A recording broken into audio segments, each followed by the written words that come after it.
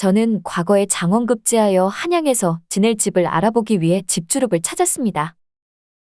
집주룹은 집을 팔 사람과 집을 살 사람을 소개해주는 일을 가리켰습니다. 한마디로 견우와 직녀를 연결해준 오작교 같은 역할을 한다고 보시면 됩니다. 저는 한양에서 가장 유명하다는 집주룹의 거주소를 찾았습니다. 그분에게 집을 산 사람마다 흥하다니 그분을 모르는 조선 사람은 없었지요. 그만큼 아주 유명한 분이셨습니다. 저는 마당으로 발길을 들여놓으며 이리 말했습니다. 안녕하십니까.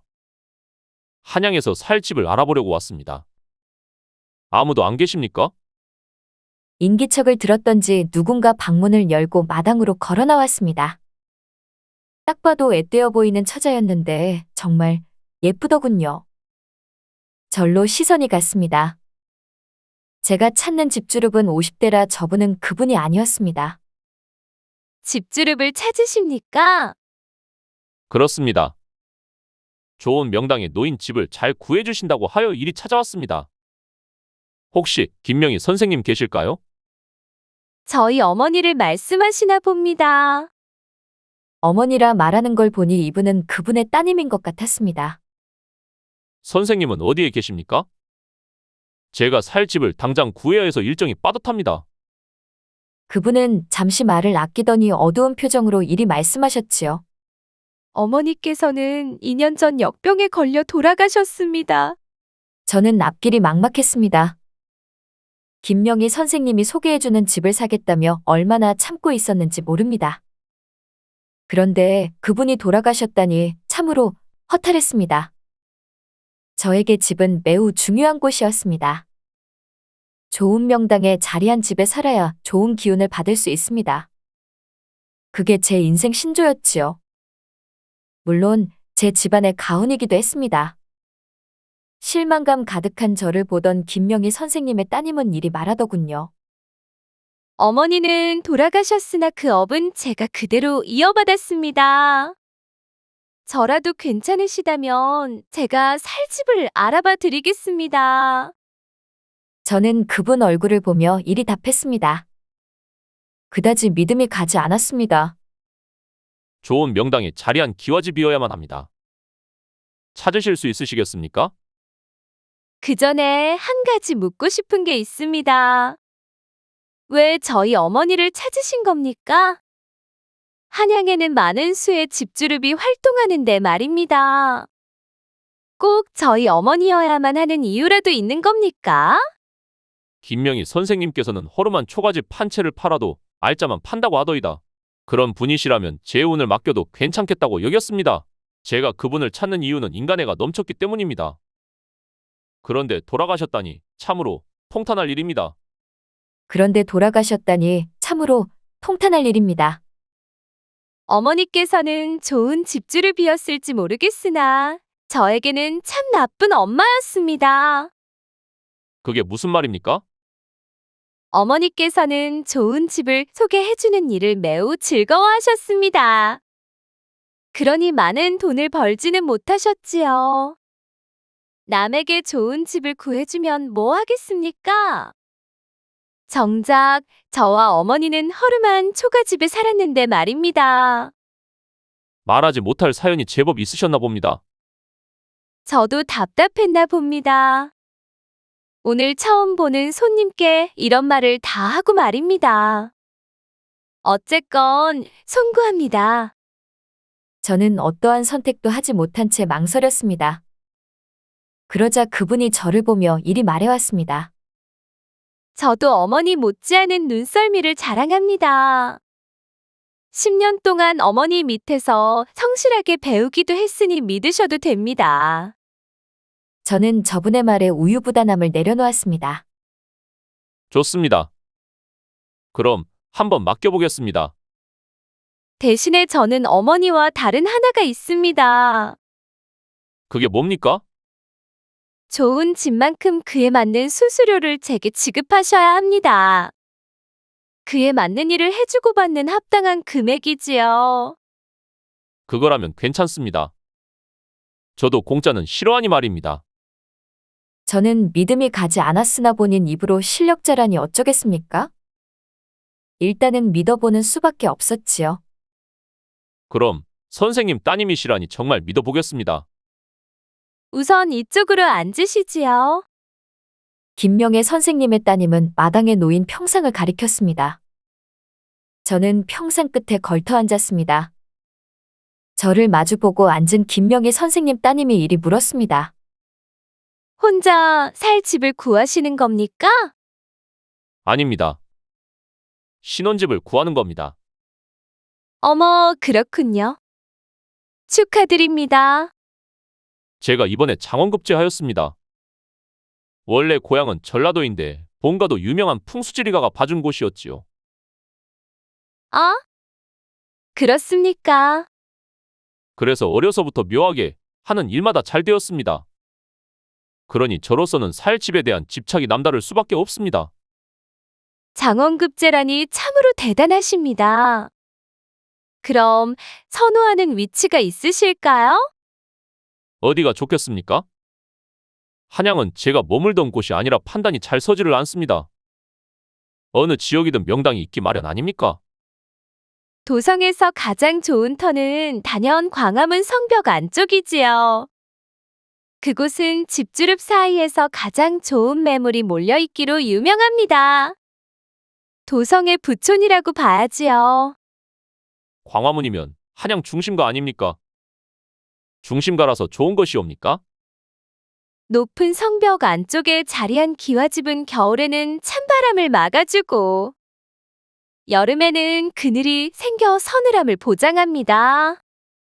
그러한 이유로 인해 적잖은 사람이 선호합니다. 그러니 성벽의 높이가 집의 값을 좌우합니다. 아, 그렇군요. 그런 게 있을 거라고는 상상하지도 못했습니다. 또한 북한산이 가까워 겨울에 땔감을 확보하기도 쉬운 위치입니다. 마침 궁궐로 출퇴근하시기도 편하실 겁니다. 저는 이 여자분의 말에 점점 믿음이 생겼습니다. 말 속의 내용도 튼실했으나 무엇보다 사람을 홀리는 기술이 대단하더군요. 물론 예뻤다는 점이 한몫했지만요. 듣고 보니 참으로 일리가 있습니다. 괜히 선생님 따님이 아니시군요. 때문에 광화문 성벽 안쪽은 기와집이건 초가집이건 가장 비쌉니다. 마침 매물이 몇 개 나왔는데 보러 가시겠습니까? 그곳이 좀처럼 나지를 않아서요. 좋습니다.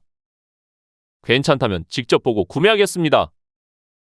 젊어 보이시는데 부자신가 봅니다. 한양에 집을 살 수 있는 사람은 도성 내에 양반도 힘들거든요.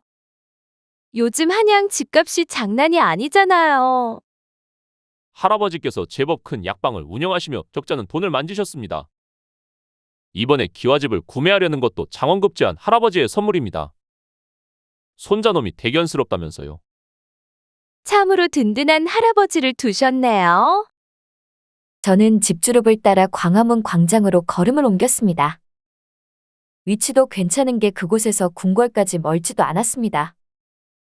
그러니 마침 제가 선호하는 곳이었지요. 상당히 비싸다는 게 걸림돌이었지만요.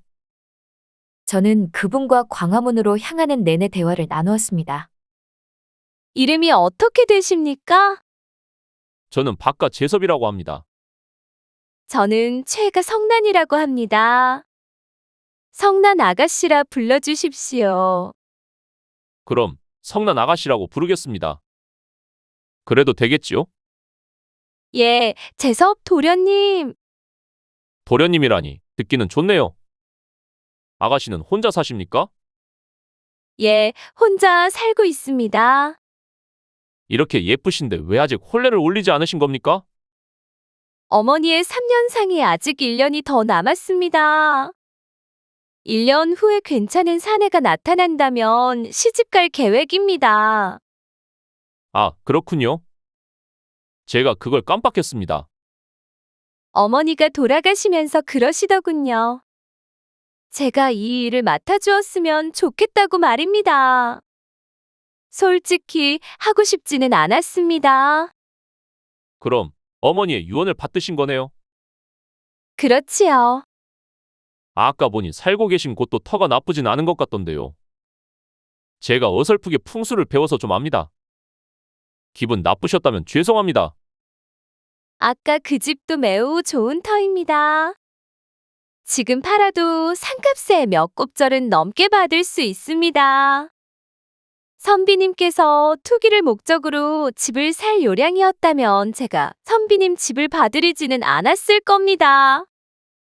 저는 투기가 목적이 아닙니다. 집은 사람이 사는 둥지 같은 곳이지 이문을 남기는 상점은 아니지 않습니까? 그런데 기와집을 선호하시는 이유라도 있으십니까? 시작부터 기와집만 보겠다고 하시면 선택의 폭이 좁아집니다. 그건 도련님께 손해라 보거든요. 이번에 혼례를 올리는 여자가 기와집만을 원합니다. 사실 저는 초가집도 상관이 없는데 남에게 보여주는 게 뭐가 중요한지 기와집만 원하더군요. 그래서 저도 답답합니다. 저는 성난 아가씨 앞에서 저도 모르게 긴 한숨을 내쉬었습니다. 여자에게 그런 것도 중요하지요. 재섭 도련님과 얘기해서 그런지 시간이 금방 가네요. 저기 보이는 저곳이 광화문입니다. 과거 시험 보기 전에 한번 들러서 알고는 있습니다. 그런데 오늘 다른 목적으로 다시금 오니 같은 풍경이 달리 보이네요. 저는 성난 아가씨가 알려주는 곳을 따라갔습니다. 성난 아가씨는 어느 기와집 앞에서 발길을 멈춰 세우더니 문짝을 두드리며 말했습니다. 집주름이 집 보러 왔습니다. 문 좀 열어주십시오. 잠시 후 어느 노비 하나가 대문을 열었습니다. 집주름이십니까? 그렇소. 그리고 내 옆에 계시는 이분은 조건만 맞는다면 이 집을 사실 분이시오. 일단 둘러보고 이 집주인과 진솔한 얘기를 나누고 싶습니다. 해당 노비는 저와 아씨를 집 안으로 안내하며 이곳은 어디이고 뒷간은 어디 있는지를 소개했습니다. 생각보다 집은 좋아 보였습니다. 제가 옆을 보니 다른 집주름이 또 다른 노비의 소개로 이 집을 둘러보고 있더군요. 현재 이 집을 둘러보는 집주름만도 3명이나 되었습니다. 물어보니 좋은 집일수록 집을 보러 오는 몇몇 집주름과 동선이 겹친다고 합니다. 거참 들을수록 한양의 집 보는 문화는 신기하기만 했지요. 어쨌건 노비의 안내를 받아 집을 둘러본 저는 성난 아가씨와 나란히 앉아 이 집의 주인과 대화를 나누었습니다. 이 집의 주인은 이씨 성을 가진 60대 어르신이었습니다. 이 젊은이가 집을 사겠다는 사람인가? 생각보다 어리구먼. 가격만 맞으면 이 집을 사고 싶습니다. 아까 둘러보니 터가 정말 좋더군요. 어르신, 제 옆에 앉아있던 성난 아가씨가 저와 집주인의 대화에 끼어들며 이 집의 주인에게 말했습니다. 이 집을 얼마나 파실 생각이십니까? 8천냥에 내놓을 생각이네. 8천냥씩이나 말입니까? 8천냥도 적게 받고 내놓은 것이야. 이 집과 비슷한 크기를 지닌 옆집은 7,500냥에 내놓았더군. 그러니 내가 무엇이 부족해서 이 집을 7,500냥에 내놓겠나? 제가 봤을 때 이 집의 적정 가격은 5천냥에서 5,600냥 사이가 적당한 것 같습니다. 이 말을 듣자 집주인은 언짢다는 얼굴로 이리 말했습니다. 그 가격에 내놓을 집이라면 팔지 않겠네. 참으로 불쾌한 말을 내뱉는 처자구먼. 이 일이 처음인 것 같은데 이런 식이면 계약은 못하지. 이 일이 처음이오나 제 어머니께 일을 배워 야무집니다. 어머니? 제 어머니 함자가 김자명희입니다. 집주릅 김명희 선생님이시지요? 성난 아가씨의 말을 들었던지 집주인이 놀란 표정을 지었습니다. 그때부터 말수가 줄더군요. 이 기세를 파고들어 성난 아가씨가 집주인에게 말했습니다. 조금의 양보도 없으십니까? 나는 한 푼도 깎지 않을 생각이야. 이건 내 자존심이 허락지를 않네. 어쩔 수 없네요. 그럼 저희는 인연이 아닌 것 같습니다. 다음에 뵙지요. 성난 아가씨는 일어서며 저보고 다른 곳으로 가자고 했습니다. 저는 발걸음을 물리는 아가씨를 보며 덩달아 발걸음을 옮겼습니다. 그 집에서 나온 아가씨가 저를 보며 이리 말하더군요. 제가 아까 성벽의 높이가 집의 가격을 정하는 것이라 말씀드렸었지요? 예, 아가씨께서 그리 말씀하셨습니다. 그런데 그건 갑자기 왜 물으시는 겁니까? 요즘 한양 집값을 들썩이게 만드는 요인이 하나 있습니다. 그것 때문에 도성 집값이 난리도 이런 난리가 없습니다. 저는 의아스러운 얼굴로 물었습니다. 그게 무엇입니까? 기와집을 내놓는 양반들의 체면이지요. 자신이 옆집보다 싸게 내놓는 것을 죽어도 싫어합니다. 어떻게든 옆집보다 높은 가격에 내놓으려고 하니 전체 집값이 뛰는 겁니다. 특히 기와집이 심하지요. 그래서 사람들이 초가집으로 몰리니 덩달아 초가집도 가파른 오름세입니다. 그럼 다음은 어디로 가는 것입니까? 광화문을 중심으로 외곽으로 갈수록 성벽의 높이가 점점 낮아지지요. 그럼 덩달아 가격도 낮아집니다. 그래서 오늘은 광화문을 중심으로 기와집을 둘러보고 괜찮은 매물이 없으면 외곽으로 벗어날까 합니다. 저는 괜찮습니다. 괜히 저 때문에 아가씨께서 고생입니다. 고생은요. 집주룹이라면 이건 당연한 일이지요. 좋은 집은 하루아침에 얻어지지 않습니다. 달포를 고생해도 겨우 살까 하니까요. 아가씨가 살던 집은 김명희 선생님께서 봐주신 겁니까? 예, 어머니께서 정말 좋은 명당이라고 하셨습니다. 그곳은 혼자 사는 여인에게는 사내가 들어오고 관직에 오른 이에게는 정승의 자리를 내어주는 곳이라 하더이다. 그래서 평생 팔지 않고 끼고 있을 생각입니다. 그렇습니까? 듣고 보니 정말 탐나는 자리네요. 좋다고는 여겼는데 그 정도일 줄은 몰랐습니다. 그렇게 저는 성난 아가씨와 몇몇 기와집을 둘러보았습니다. 그런데 그분 말처럼 집값이 너무 비싸더군요. 8,000냥 아래로 구매할 수 있는 기와집은 없었습니다. 아무리 제 할아버지가 사주시는 기와집이라나 터무니없는 가격에 사고 싶지 않았습니다. 그게 할아버지를 위한 길이라고도 생각했습니다. 아무래도 오늘은 여기까지만 둘러봐야 할 것 같습니다. 도련님 괜찮으시다면 천천히 여유를 가지고 둘러보는 게 어떻습니까? 저는 내심 급했으나 우선은 알겠다고 대답했습니다. 그 후로 저는 저와 혼례를 올릴 제 예비 안사람을 만났습니다. 도성에 기거할 기와집은 천천히 알아봐야겠습니다. 그녀가 따지듯 묻더군요. 이유가 무엇입니까? 아무리 할아버지 돈으로 사는 것이라고는 하나 평생 살 집인데 조금만 더 꼼꼼하게 둘러보고 싶습니다. 이런 나를 조금만 이해해 주십시오. 그녀는 저를 답답하다는 얼굴로 보았습니다. 목소리에도 짜증이 가득했지요. 장원급제까지 하셨잖습니까? 앞으로 탄탄대로일 텐데 무엇을 그리 따지십니까? 집은 남에게 보여주는 권력 같은 것입니다. 저는 그녀를 유심히 바라보며 이리 물었습니다. 그동안 제가 알던 그 여자가 아니었습니다. 정말 그렇게 생각하십니까? 제가 도련님과 혼례를 결심한 것도 장원급제에 오르셨기 때문입니다. 이러지 않았잖소. 갑자기 왜 이러는 것이오? 제 동무가 며칠 전에 시집을 갔습니다. 그런데 광화문 성벽 안쪽에 9,000냥이 넘는 기와집을 신랑이 마련했답니다. 그 말을 듣는데 어찌나 속상하던지 이런 제가 이상한 겁니까?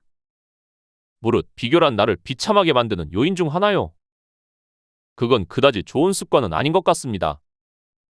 저는 좋은 집에서 좋은 사내와 살고 싶습니다. 좋은 집에서 살아야 좋은 교육을 할 수 있고 아이를 훌륭하게 키우지요. 그게 꼭 기와집이어야만 하는 건 아니오. 초가집에서도 훌륭한 아이는 나올 수 있어. 내가 보았을 때 그대는 지나치게 거칠애를 신경 쓰는 것 같습니다. 그래서 제가 싫습니까? 저는 그녀의 협박 아닌 협박에 잠시 고민하였습니다. 아무래도 이 여인과 혼례를 올리는 건 지옥으로 들어가는 것과 같다고 여겼지요. 그래서 저는 지금 중차대한 결정을 내렸습니다. 아무래도 우리는 여기까지인 것 같습니다.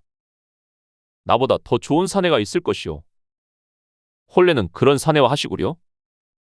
장원급제하였다고 지금 저를 버리시는 것이옵니까? 헤어지는 마당에 나를 어떻게 생각하는지 상관은 없으나 상태가 이러면 행복한 삶을 살 수는 없을 것이오. 사실 이 여자는 집안과 집안에서 엮어준 인연이었습니다. 그러함에도 아닌 건 아니었습니다. 어쨌건 이별을 통보한 저는 할아버지께 서신을 보냈습니다. 제가 서신을 작성 중인 이곳은 월세를 내며 살고 있는 객점이었습니다. 좋은 곳에서 월세를 내고 살 수 있었으나 아껴야지요. 저는 할아버지께 서신을 일이 썼습니다. 집안과 집안에서 엮어준 여인의 거칠애가 심하여 혼례를 올리기 힘드니 이해해달라고 말입니다. 그렇게 다음 날이 되었습니다. 저는 성난 아가씨와 집을 보기 위해 그녀의 거주소로 찾아갔습니다. 아가씨 계십니까? 아가씨는 불러도 대답이 없더군요.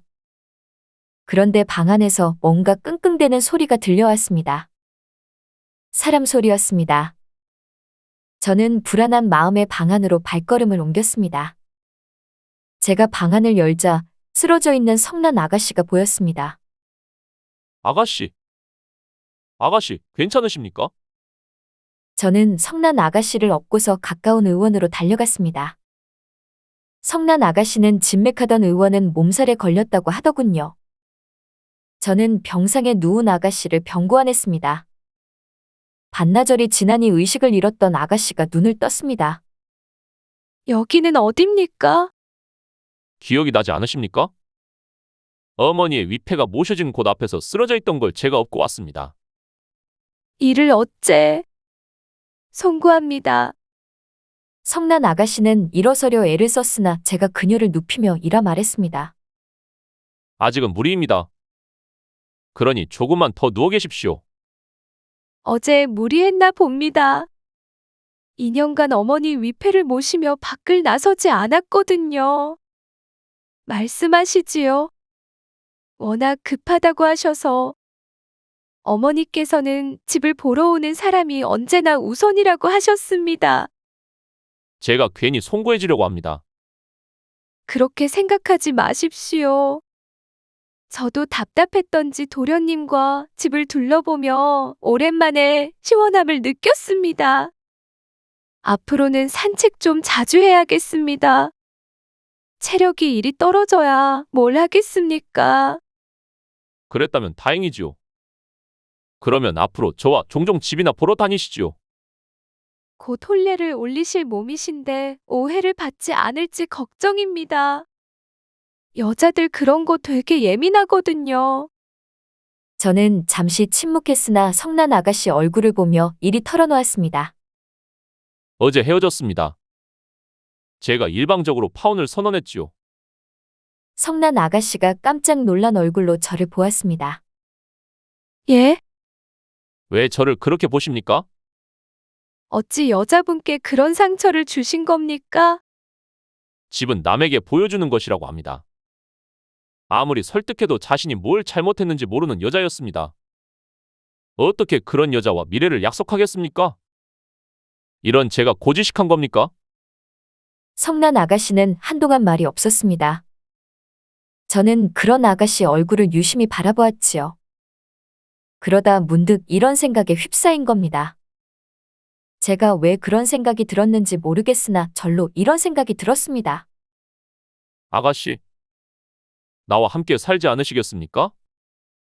성난 아가씨가 다시금 놀란 얼굴로 저를 보았습니다.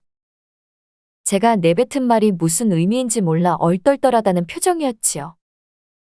예? 어제 아가씨와 여러 집을 둘러보며 행복함을 느꼈습니다. 그래서 어젯밤 그 여자와 헤어지고 나서 한참을 생각했습니다. 둘러본 집을 살 수 있어서 좋았는지 아니면 아가씨가 옆에 있어서 좋았는지 말입니다. 해서요?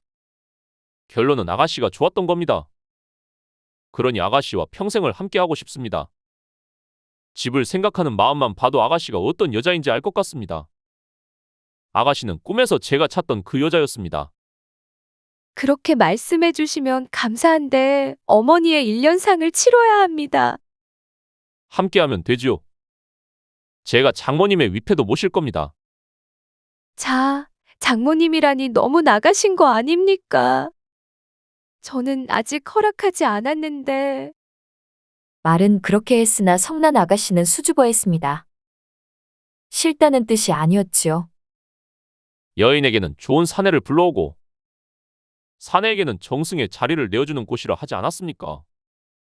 저에게 그런 집은 아가씨입니다. 그러니 더는 빼지 말고 나와 혼례를 올립시다. 아가씨는 뭔가 걸리는 게 있던지 저를 보며 이리 털어놓더군요. 가진 게 아무것도 없습니다. 제가 어찌 염치 없이 도련님께 시집을 가겠습니까? 제대로 된 혼수 하나 해오지 못하는데 말입니다. 그럼 제가 아가씨 초가집을 5천냥에 사겠습니다. 그곳을 신혼집으로 삼아 함께 사시지요. 그리고 그 5천냥으로 혼수를 해오면 되지 않겠습니까? 어떻습니까? 성난 아가씨는 한참을 생각하더니 저를 보며 이렇게 답했습니다. 참으로 신기하네요. 무엇이 말입니까? 실은 어젯잠 꿈에 어머니가 나타나셨습니다. 그리고 도련님이 좋은 사내이니 꼭 붙잡으로 말씀하셨거든요. 저는 여자가 있는 사내를 왜 붙잡으라고 하는지 몰랐습니다. 그런데 지금 생각해보면 그게 예지몽이었던 것 같습니다. 그래서 싫다는 겁니까? 아니면 좋다는 겁니까? 좋습니다. 저는 너무나 기뻐 성난 아가씨의 두 손을 맞잡았습니다. 그렇게 기쁘십니까? 좋다마다요. 장원급제에 좋은 집까지 얻지를 않았습니까? 그대는 나에게 집이요. 아주 좋은 집 말입니다. 후로 아가씨는 기력을 되찾았고 저는 할아버지로부터 온 답신을 받았습니다. 잘했다는 답신이었지요. 저는 아가씨와 함께 고향 땅으로 내려갔습니다. 아가씨를 할아버지에게 소개해 주려고 말입니다. 솔직히 이렇게 좋은 여자를 만났다며 자랑하고 싶은 마음이 컸습니다. 성난 아가씨를 보던 할아버지께서도 너무나 흡족해 하셨습니다. 어른을 공경할 줄도 알고 무엇보다 집에 대한 철학이 남다르다면서요. 더욱이 성난 아가씨와 할아버지가 말이 너무나 잘 통했습니다. 제 마음이 다 뿌듯하더군요. 그렇게 저는 성난 아가씨와 혼례를 올렸습니다. 할아버지께서는 좋은 손주 며느리가 들어왔다며 마을 잔치를 벌이셨습니다. 혼례를 마친 저는 성난 아가씨가 있는 집에서 5년을 함께 살고 이후에 그곳을 기와집으로 바꾸었습니다. 현재 저희 부부가 살고 있는 이 으리으리한 기와집은 2만 냥을 가지고 있어도 살 수 없는 동성의 명물이 되었습니다. 그러니 이 집은 절대로 팔지 않을 겁니다. 왜냐고요? 애당초 팔 생각도 없었을 뿐더러 이 집을 팔면 한양의 집값 자체가 올라가게 됩니다. 저는 그걸 바라지 않습니다. 그게 돌아가신 장모님의 바람이기도 할 겁니다.